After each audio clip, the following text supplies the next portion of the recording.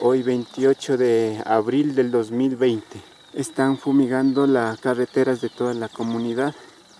Ahí vemos al personal con su traje y un motor sobre un carro.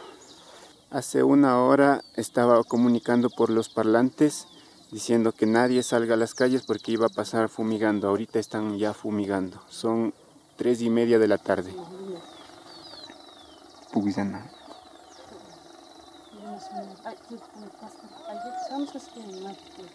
Acaba de fumigar en la casa y justo ya están saliendo.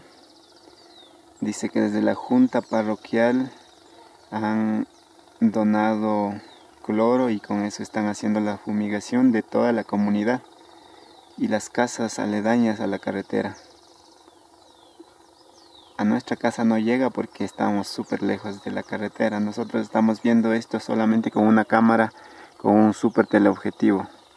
Están fumigando de aquí como 1 kilómetro.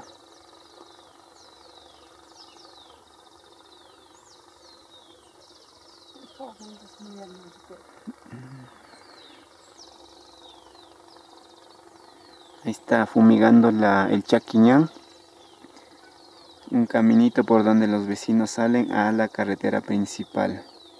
Creo que va a salir hasta la carretera. Miren amigos, ahí está la carretera principal.